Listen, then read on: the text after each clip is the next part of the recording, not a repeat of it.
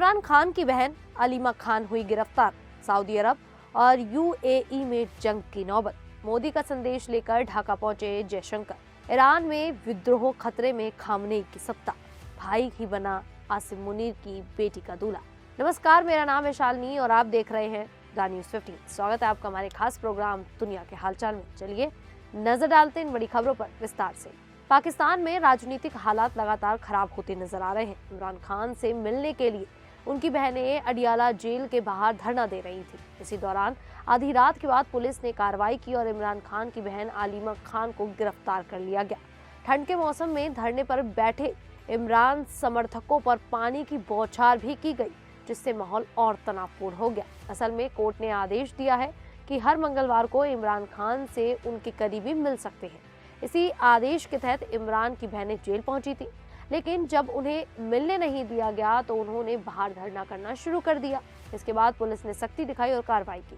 गिरफ्तारी की जो तस्वीरें सामने आई हैं उनमें केवल अलीमा खान नजर आ रही हैं। गिरफ्तारी के दौरान अलीमा खान ने कहा कि चाहे जितना दबाव बनाया जाए, लोग इमरान खान के समर्थन में सड़कों पर उतरेंगे।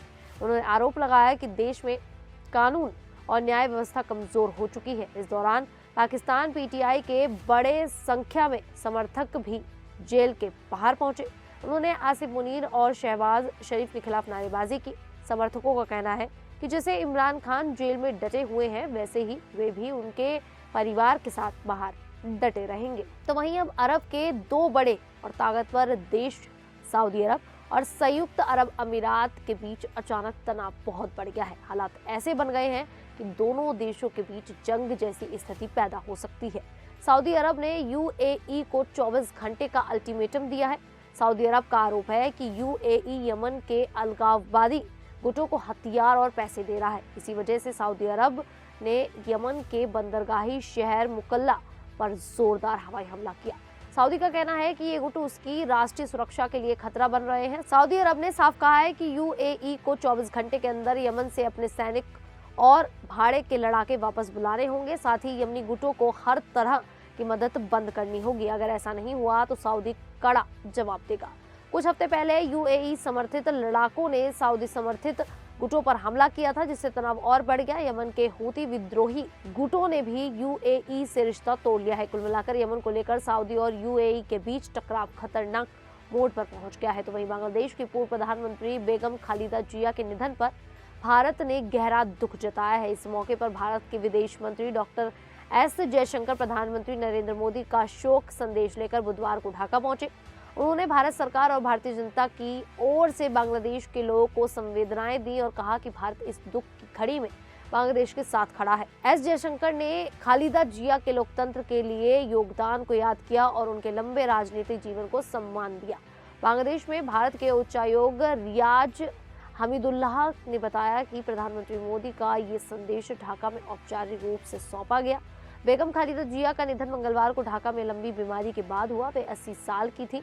वे बांग्लादेश की सबसे प्रभावशाली नेताओं में से एक थे और 3 बार प्रधानमंत्री रहीं। उन्होंने लंबे समय तक बांग्लादेश नेशनलिस्ट पार्टी का नेतृत्व किया। खालिदा जिया राजनीति में सहयोग से आई। उनके पति राष्ट्रपति जियाउर-रहमान की 1981 में हत्या के बाद उन्होंने राजनीति में कदम रखा और बाद में बांग्लादेश की पहली महिला प्रधानमंत्री बनी। उनका राजनीतिक सफर 4 दशकों से ज्यादा लंबा रहा, जिसमें सफलता और विवाद दोनों शामिल रहे। तो वहीं ईरान में एक बार फिर बड़े विरोध प्रदर्शन हो रहे हैं। पिछले 3 दिनों से सड़कों, गलियों और घरों की छतों से एक ही नारा सुनाई दे रहा है, तानाशाह मरेगा। ये नारे सीधे तौर पर ईरान के supreme leader Ayatollah Ali Khamenei के खिलाफ है। 86 साल की खामनेई इस समय अपने शासन के सबसे कठिन दौर से गुजर रहे हैं। पहला बड़ा संकेत है युवाओं का खुला विरोध। कई जगह महिलाएं बिना हिजाब के नजर आ रही हैं, जो पहले सोचा भी नहीं जा सकता था। दूसरे संकेत है आर्थिक संकट। महंगाई 42% से ज्यादा हो चुकी है। खाने पीने की चीजें और दवाइयां बहुत महंगी हो गई हैं और ईरानी मुद्रा बुरी तरह से गिर चुकी है। इससे व्यापारी और आम लोग सड़कों पर उतर आए हैं। तीसरा संकेत है पानी की भारी कमी। 20 से ज्यादा प्रांत पानी के संकट से जूझ रहे हैं। चौथा संकेत है बड़े पैमाने पर हड़ताल और बाजार बंद, जो 2022 के बाद सबसे बड़ा विरोध प्रदर्शन माना जा रहा है। 5वां संकेत है अंतर्राष्ट्रीय दबाव। इजरायल और अमेरिका की सख्ती और निर्वासित शहजादे रजा पहलवी की अपील ने माहौल और गर्म कर दिया है। कुल मिलाकर हालात बताते हैं कि खामनेई की पकड़ कमजोर पड़ रही है। तो वहीं पाकिस्तानी सेना के फील्ड मार्शल आसिफ मुनीर की बेटी महनूर की शादी रावलपिंडी के पाकिस्तान आर्मी हेडक्वार्टर में हुई। बताया जा रहा है कि 26 दिसंबर को महनूर ने अपने फर्स्ट कजिन और जनरल मुनीर के भतीजे अब्दुल रहमान से निकाह किया। ये शादी गोपनीय रखी गई, इसलिए ना कोई आधिकारिक तस्वीरें आई और ना ही पब्लिक में जानकारी दी गई। कहा जा रहा है कि ये सुरक्षा कारणों से किया गया। शादी में पाकिस्तान की टॉप पॉलिटिकल और मिलिट्री लीडरशिप शामिल रही। इसमें राष्ट्रपति आसिफ अली जरदारी, पीएम शहबाज शरीफ, उप प्रधानमंत्री और विदेश मंत्री इशाक डार, आईएसआई प्रमुख और कई वरिष्ठ सैन्य अधिकारी मौजूद थे। लगभग 400 मेहमानों ने इस समारोह में हिस्सा लिया, लेकिन ये शांति और लो प्रोफाइल तरीके से संपन्न हुई। अब्दुल रहमान पहले पाकिस्तानी सेना में कैप्टन रह चुके हैं और अब वह असिस्टेंट कमिश्नर हैं। फील्ड मार्शल आसिफ मुनीर की 4 बेटियां हैं।